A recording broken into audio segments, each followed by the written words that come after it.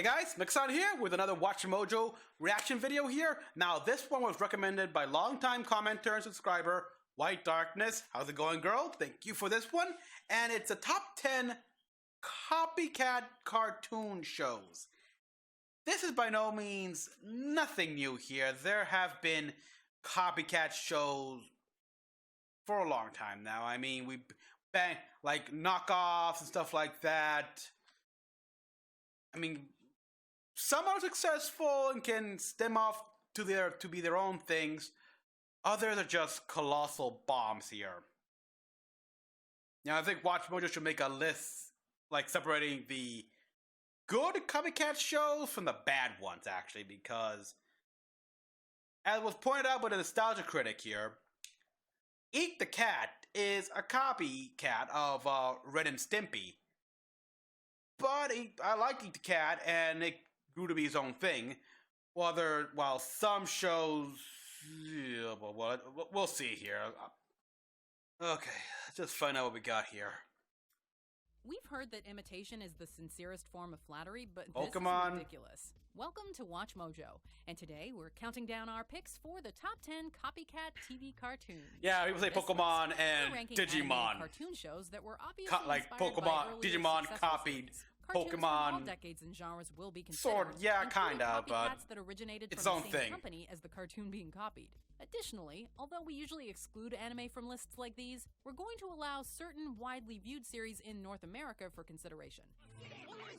American Dragon Jake Long? What's with the ruckus, G? Number 10. Digimon Digital Monsters, also known as Digimon Adventure, copy of Pokemon. And I've got this little pink thing following Yeah. me everywhere.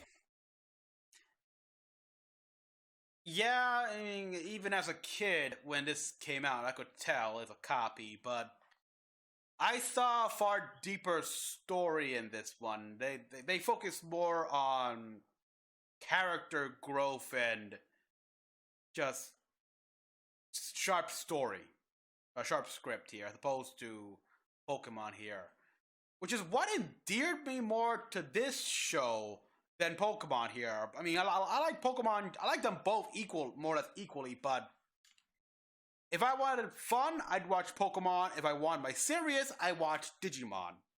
That's how it is. It is me, Motimon. Motimon. Anybody want lunch? What do you call Gotta a get series back that to, follows a group of so young the kids next and their order, unique monster yeah. companions as they battle other similarly crazy-looking creatures in the traditional anime style? Although, well, you'd probably call let's it face it, Pokemon, but this first Digimon copycat on our can list also pretty fits that much description. The world of Digimon arrived conquer on the scene only 2 years Pokemon after here. the I mean, I don't Pokemon even animated think series, Arceus with can Digimon defeat Adventure debuting in some Japan in March of some like 1999. divine mega level Digimons. What do you think you're doing? Yeah, Arceus would probably be beaten by like the original Legendary Warriors, like Early Ancient incarnation of the Greymon, franchise lasted 54 Susanoo, or episodes. like But the public's interest Susanuomon. didn't end there, as the world of Digimon Guardians, continues to be extremely Jesus. popular with fans young and old around the world. Matt, Yeah. you were so awesome against that monster. You think so? You were the man. And Oh. you're the man. I would have liked to. I gotta see the. Number 9. American Dragon Jake Long, copy of Danny Phantom. Really?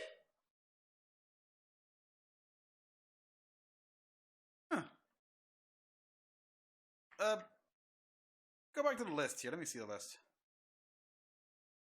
Oh wow, yeah, Danny Phantom came out 1 year before Jake Long. To me, it always felt like they came out at the same time here, but I never saw it as a copy. Oh, yeah, I don't know. Danny Phantom. Dragging up, yo!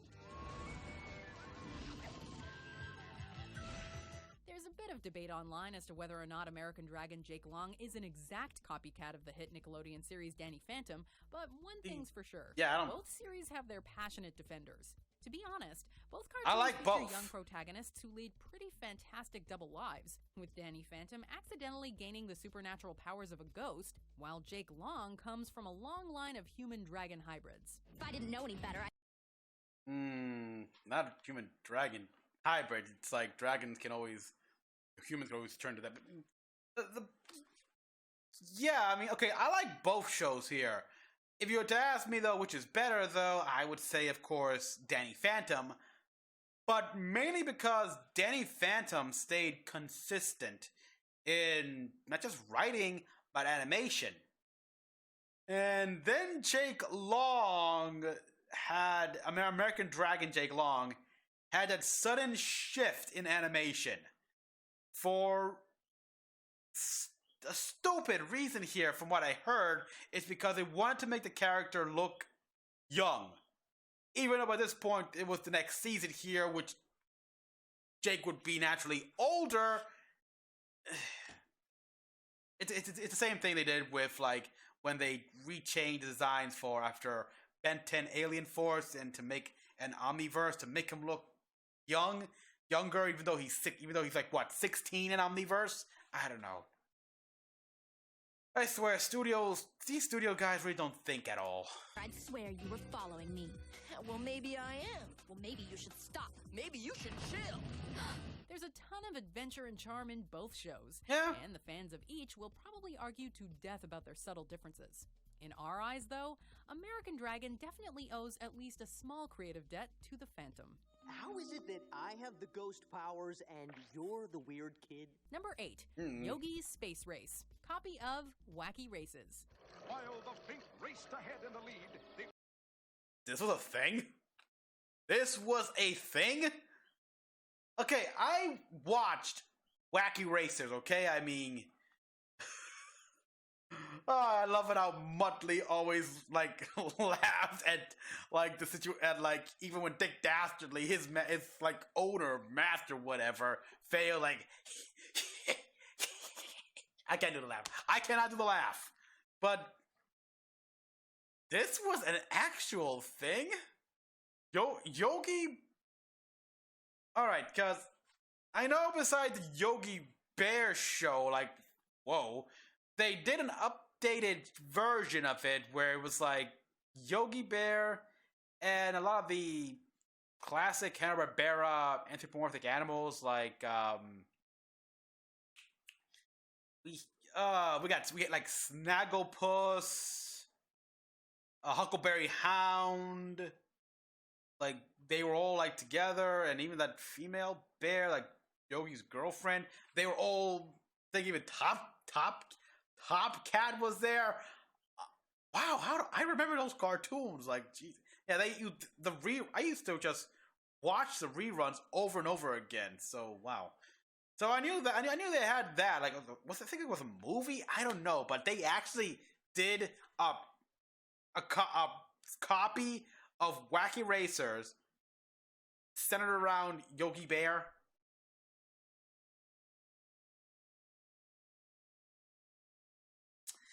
Okay, no.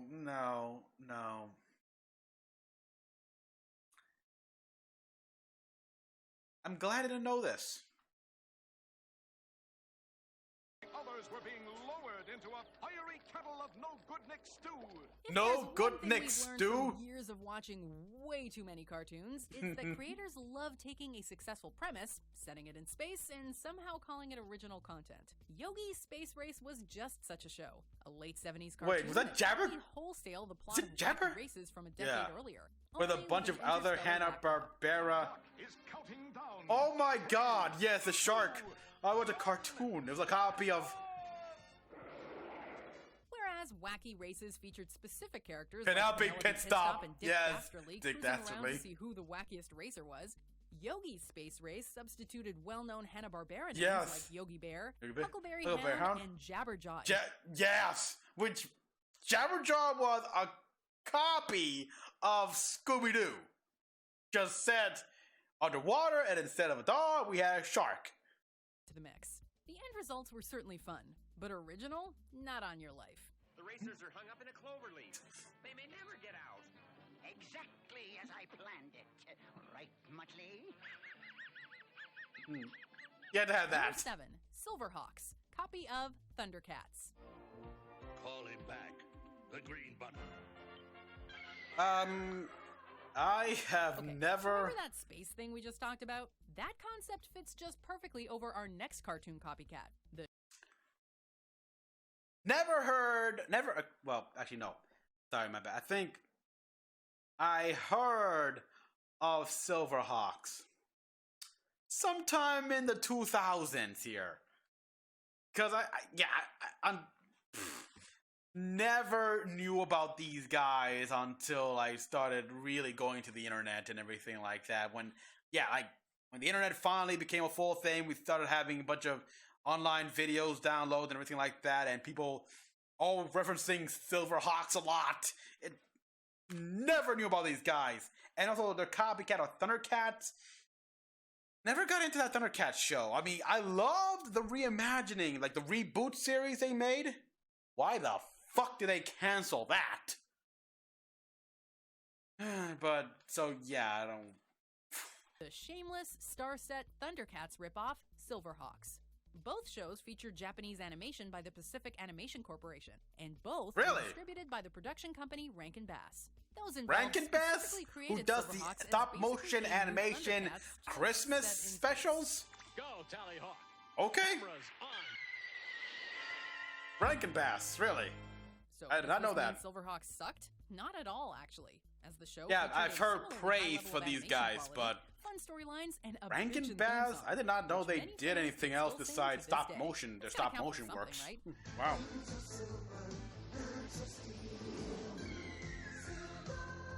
Okay, kind of like the song Number actually. 6, Galtar and the Golden Lance, copy What? of He-Man and the Masters of the Universe. Okay, yeah, I can honestly say that until this video here is the first time I've ever heard of Goltar and the Golden Lance. As for He-Man, naturally I knew about He-Man here, but I know my introduction to He-Man was a reboot series that they did on like was it Toonami back then? Well, it was on Cartoon Network, and yeah, my God, I wish that series continued here because they left so many threads loose for more stories. Name is Galtar. If you want the Golden Lance, come and get it. Hanna-Barbera was looking for a slice of that sweet, sweet He-Man money when they released this obvious cash grab back in 1985.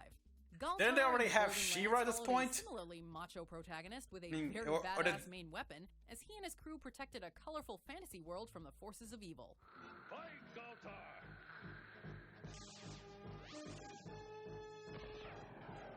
Alright. Although lacking a bit of the unintentional comedy that has since gone on to define its Masters of the Universe counterpart, Galtar and the Golden Lance nevertheless possessed all of the imaginative animated tools to make it a minor hit with the Saturday morning cartoon set. The water! It's boiling! No, it's... Daphne? Is that Daphne? What's Daphne doing here? Tell me I'm the only one who sees Daphne here. I mean, come on. But yeah, we'll say that that Golden Lance we saw. I like it. I like that weapon actually. I mean, classic, yet classic, and what it does is nothing new. But at the same time, I haven't seen that classic style of weapon in a show in long time. So kudos. It's nostalgic. freezing cold. Freezing cold. Whoa. Number 5, Challenge of the GoBots, copy of the Transformers. And soon the People's Republic will belong. I knew of the GoBots toy line and everything. Obviously, a copy of Transformers. They had an actual cartoon show.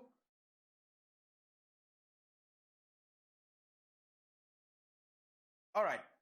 One hand, not that surprising at all. On the other hand, I ask the obvious. Why?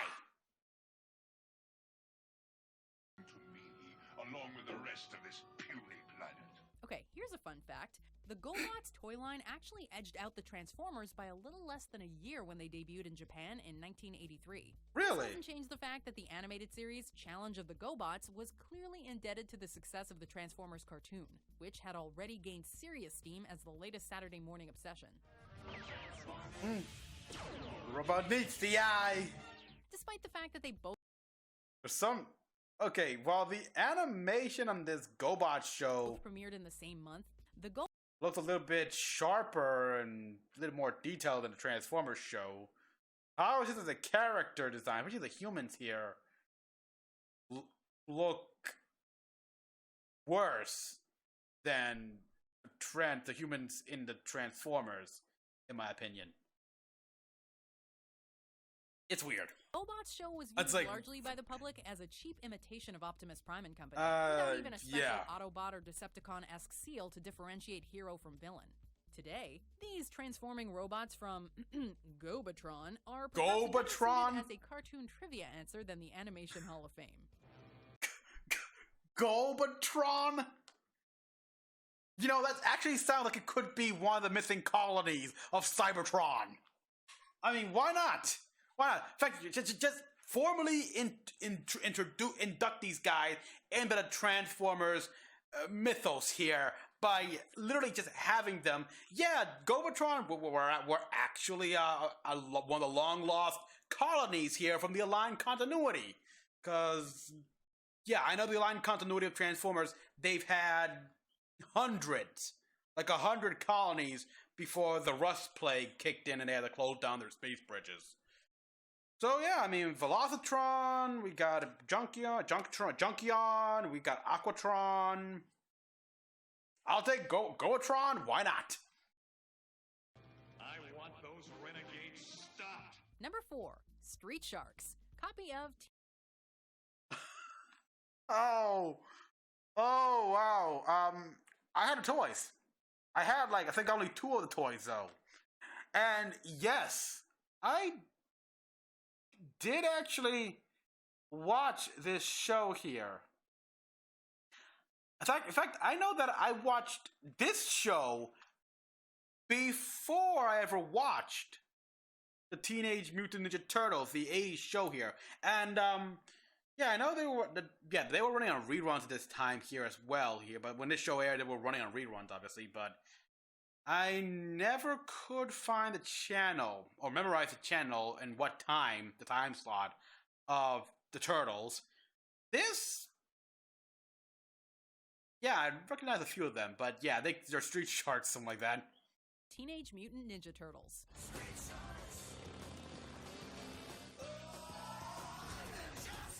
You've all heard of the Teenage Mutant Ninja Turtles, but are you aware of all their various copycats?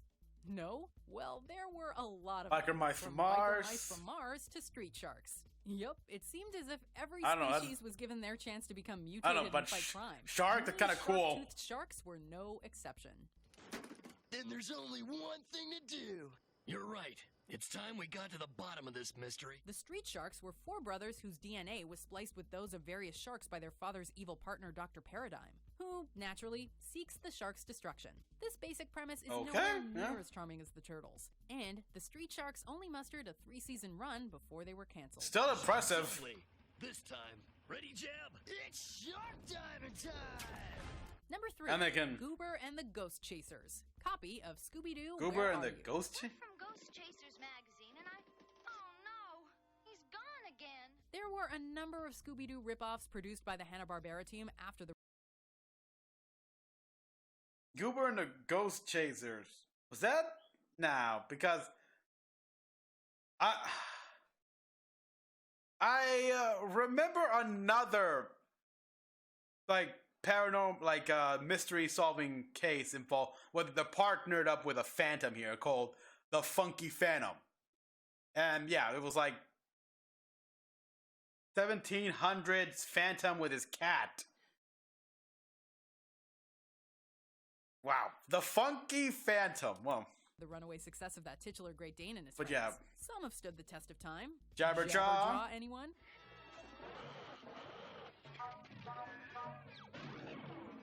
While others have been relegated to the also-ran annals of cartoon history. Goober and the Ghost Chasers was one such series, which followed the usual team of teens who investigated supernatural mysteries alongside their talking dog, Goober. Yeah, this is not the one. I've never seen this show, actually. And which is very weird because I used to watch pretty much every Hanna-Barbera cartoon when they were airing on reruns. I wouldn't be caught dead under a sheet with a ghost like that. Although there were some major differences between this show and Scooby-Doo, such as the existence of real ghosts the team had to outwit, this wasn't enough to goober any more than 16 episodes. Okay, that explains it. Number 2, Snorks, copy of the Smurfs. And I saw both. I saw both of them easy. And as a kid, I never saw a relation to them, but yeah, it's so obvious. This ought to be good. If you've ever watched an episode of The Smurfs and thought to yourself, hey, this would be a lot better if it were set underwater, well, then you probably watched Snorks too. That's pretty much the gist of this Hanna-Barbera series. But it's not all bad news. Snorks is a bit more fondly remembered than other cartoons on this list. Yeah, I didn't like it.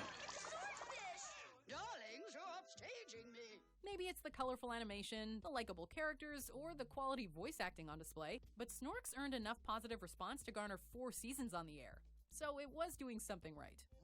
Yeah, four. Yeah, there's that weird, like, octopus creature right there. That's like the pet. Not quite at the end yet. Almost there, though. Just be sure to subscribe to our channel and ring the bell to be notified about our latest videos. Alright, what's number 1? Back to business. Number 1, Coconut Fred's Fruit Salad Island. Copy of SpongeBob SquarePants. Hey, Bingo! I'm open for fun! And I have lots of great ideas sloshing around in my head.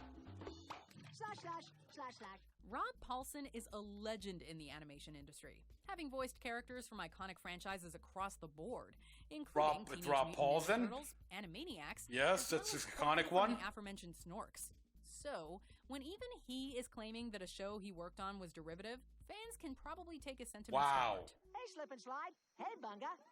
I have Rob a plan for Paulsen. today, and I want you to guess what it is. Coconut Fred's Fruit Salad Island was the cartoon in question, a shameless riff on SpongeBob SquarePants that featured a manic talking coconut and his kooky friends getting into mischief.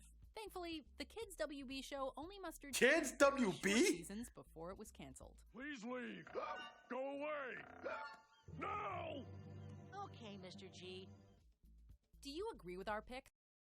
Kids WB show, wow. No, it doesn't ring a bell. And Kids WB?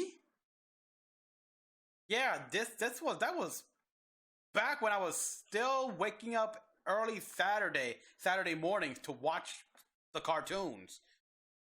By that point, I had like 4 channels to keep up with. Thank God my TV had picture-in-picture functionality. Oh boy, but wow. So many, which makes me question, did they actually think this would work? It's like, Yogi's Space Race? Really? Oh, the number 1? It's like, why? Were you that desperate for money? That you... I mean, I get you guys want money, but you must have been on a... Your annual like revenue must have been incredibly low. What, did you suffer bad ratings? Because some of those shows, like, wow. Some of these, again, like, they were copycats, but they were good still. Like, again, the Snorks. I watched that show as a kid. Granted, I don't remember any episodes actually at this point. I just know that I did watch it. And I watched it every time it appeared on TV. It's on like Cartoon Network and stuff like that, as well as the Smurfs. Oh boy, and American Dragon Jake Long being a copycat of Danny Phantom? I don't see it. It's like, I don't see it. But, of course, the big one here for me, of course, is Digimon and Pokemon. Yes, even then I saw it here. Digimon was like, what if we took some of the formula of Pokemon and took it to a more serious approach here. And that's actually what it was. We remember fondly the English dub here, but yeah, the original Japanese dub was a lot more serious and occasionally darker, which to be expected from a Japanese kids show. Would have liked to have seen that cut. Others, of course, is from series that I've never watched before in my life, or just never even heard of. So it was interesting nonetheless. Very interesting. So yes, everyone, thank you all for watching this. It's a nice trip down memory lane, actually. As always, comment below what you all thought. Like and subscribe for more videos. Till next one, this is Mecha-san, logging out.